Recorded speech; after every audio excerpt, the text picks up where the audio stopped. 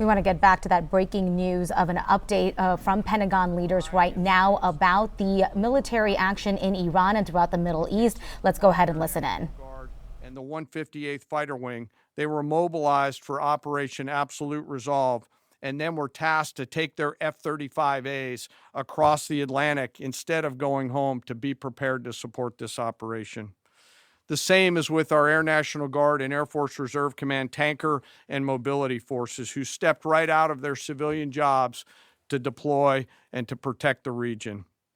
Lastly, I want to highlight the unsung heroes of warfare, our American logisticians and sustainment force, those who quietly work every day behind the scenes to project and sustain America's combat power. Our leaders from World War II were right when they said professionals do logistics. As regional tensions rose, the Joint Force elevated our force protection measures on the order of the Secretary and repositioned discreetly civilians and non-essential personnel designed to ensure the safety and security of our joint force. By the time operations began, only essential forces remained on our bases and in theater, all ready, capable to respond. So now let me move to H hour. At 3:38 p.m.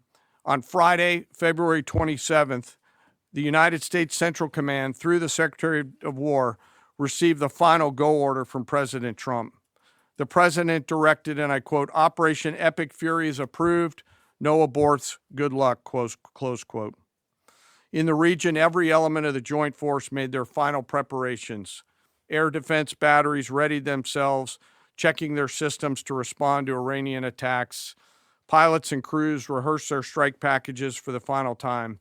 Air crews began loading their final weapons, and 2 carrier strike groups began to move towards their launching points.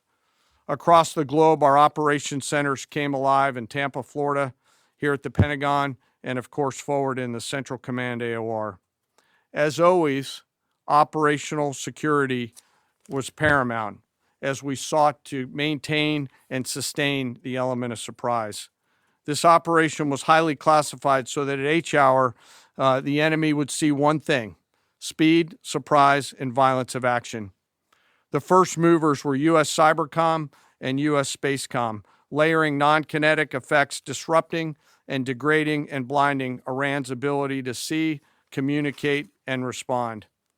At H hour, the beginning of major combat operations, 01:15 local Eastern Daylight Time, 9:45 local AM Tehran time, as dawn crept up across the Central Command AOR, the skies surged to life. More than 100 aircraft launched from land, sea, fighters, tankers, airborne early warning, electronic attack, bombers from the States, and unmanned platforms, forming a single synchronized wave. This was a daylight strike based on a trigger event conducted by the Israeli Defense Forces, enabled by the U.S. intelligence community.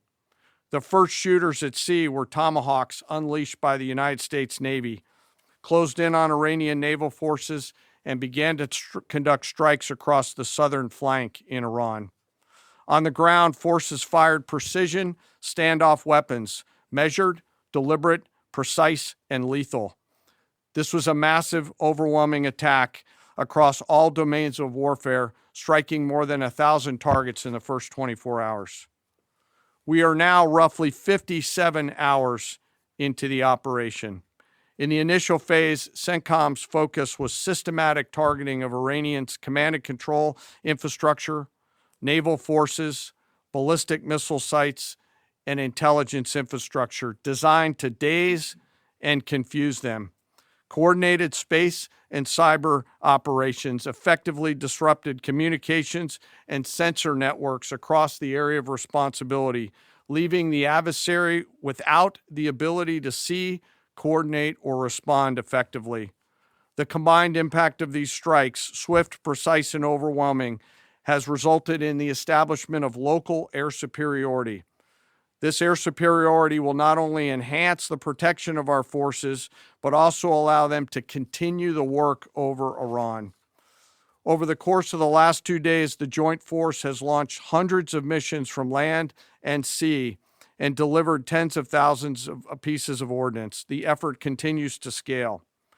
This included American B-2 bombers, which again, similar to Midnight Hammer, flew a 37-hour round-trip sortie from the continental United States, dropping precision, penetrating munitions on Iranian underground facilities across the southern flank and slightly deeper. Additionally, Israel has separately executed hundreds of sorties against hundreds of targets.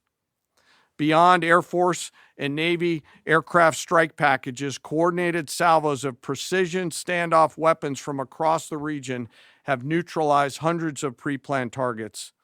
As I mentioned earlier, in support of these kinetic operations, U.S. Cybercom and Spacecom have continuously layered effects to disrupt, disorient, and confuse the enemy. I will note that this operation had several combat firsts, which I'll allow at some point in the future Admiral Cooper to talk about since he owns the AOR. While we've prosecuted a relentless offensive campaign, our defense has been equally important. Across the theater, operations have remained steady and disciplined. Once again, our integrated air and missile defense network is performing exactly as it's intended. U.S. Patriot and THAAD batteries, along with ballistic missile defense-capable Navy destroyers, continue to coordinate and execute intercepts with precision and consistency. I wish that every American could hear the voice communications like I have as these joint operations centers remain calm, focused, and cool while executing under fire over and over again. Collectively, these systems have intercepted hundreds of ballistic missiles targeting U.S. forces, our partners, and regional stability. The threat from one-way attack UAVs has remained persistent. Our systems have proven effective in countering these platforms, engaging targets rapidly. Each intercept represents hundreds of hours of training, readiness, and technology all coming together to work as designed. We will remain vigilant in the counter UAV fight. And the defense of the region is not ours alone. As the threat grew, our partners surged in beside us. Air defense batteries in Qatar, the UAE, Kuwait, Jordan, and Saudi Arabia joined the fight, proof positive that years of training, trust, and hard-earned integration pay off.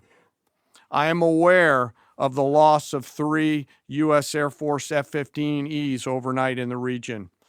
I am grateful for the safety of the crews, and we know that this was not from hostile enemy fire. As this matter's under investigation, I'll not comment further on this. Let me close. Operations will remain active across the theater and across the globe. The U.S. forces are postured not only to maintain pressure, but to respond and adapt as required.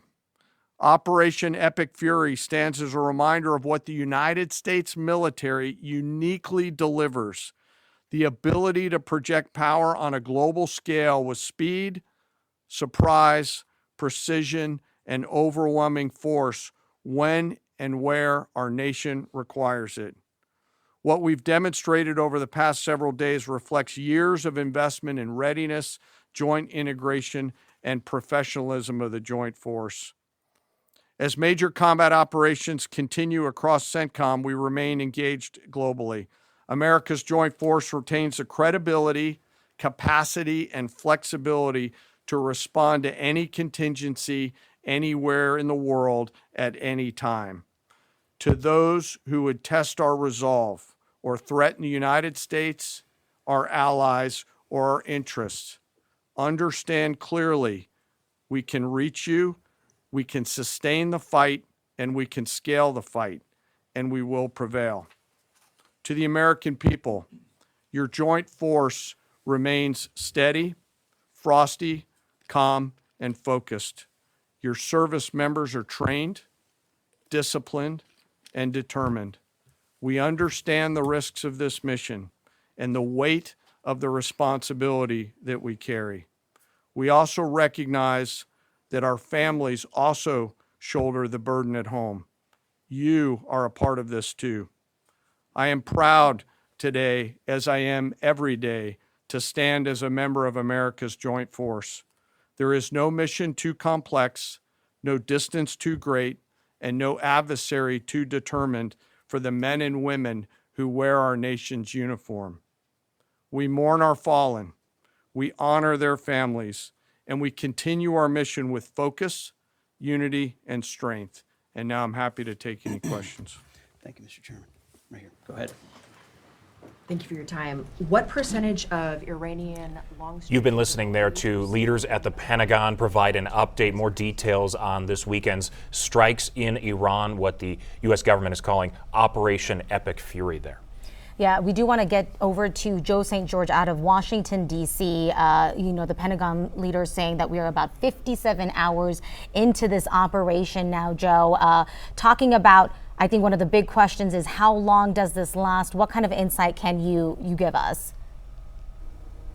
Well, let's first talk about why this briefing was so significant and why we played such an extensive portion of it live for you here on Denver 7. This is really the first formal briefing live that we've had from the Pentagon since Operation Epic Fury began. Yes, we've heard from the president, but through previously recorded social media posts, the president worked the phones with some reporters and provided some quotes, but we haven't had an extensive briefing up until this point. I think a lot of Americans, people around the world, have questions about, well, how long could this go on? It's easy to draw comparisons to 20-some years ago in the beginning of the Iraq War, but Secretary Hegseth saying just a few moments ago, this is not Iraq. This is not endless. He went on to say this is not a regime change war, but the regime sure did change, and the world is better off for it. As far as how long this conflict may go on, the president told the Daily Mail in a phone call interview conversation, gave a quote that this was always a 4-week process. So no one's necessarily anticipating something to be quickly resolved here. And you have multiple countries involved. Remember, it's not just the U.S., Iran, and Israel, but Iran has struck the United Arab Emirates. Kuwait is involved, Qatar is involved, and any type of deal or peace, whenever that would occur, now involves more countries. This is an economic story this morning. The expectation is that the price of gas will climb as a direct result of this. I was just looking at some of the future markets in Europe. Natural gas is up close to 50% this morning compared to where it was prior to the beginning of Operation Epic Fury. I think the fundamental question, and we don't have an answer for this right now, and we may not for several days, is who's going to lead Iran long term? Does the Iran regime stay put? Are they able to maintain power despite the loss of life, the Ayatollah dying, the person who's led Iran since the late 1980s? Now, Iran's foreign minister told Al Jazeera in recent hours that they hope to have a new supreme leader in the coming days. President Trump is hoping for an uprising, a patriotic moment in Iran. But so far, we haven't seen evidence of that. And perhaps that's a direct result of what we saw just a few weeks ago. Bloody protests on the streets of Tehran. Thousands of protesters killed. You understand if people in Iran may be a little fearful of that. But this is an economic story. It's a global story. And for military families in Colorado and around the country, it's a personal story. We know that 4 service members have now died. 4 service members have now died. And real quickly, guys, as an example of just how violent these conflicts can be, we had a serious friendly fire incident in recent hours, and you heard in that press briefing at the Pentagon about that. Kuwait accidentally shot down 3 F-15s. Those service members are okay, but that just shows you how bloody, how violent conflicts like this can be, guys. So many ripple effects and so many unanswered questions still to come. Thank you for keeping an eye on everything developing this morning, Joe. And we're also hearing this morning from Colorado's congressional leaders about this. Yeah, Democratic Congressman Jason Crow says that President Trump should have gotten approval from Congress first. For me, it's about accountability. The reason why we need to take the vote and why Congress needs to be held responsible is because we need to tally it up, take the votes. People need to know where folks stand. Republican Representative Jeff Crank said that the world became a safer place after the death of the supreme leader in Iran. In a statement, he says what comes next is just as important. The Iranian people must have a voice in deciding their next leader, and the surviving members of the dictatorship must be hunted down and brought to justice. Now, this is also expected to have a big impact on how much you're going to be paying for gas. Our Ali Jennerjan is talking with an expert about what you can expect. We've got that live report coming up in about 15 minutes.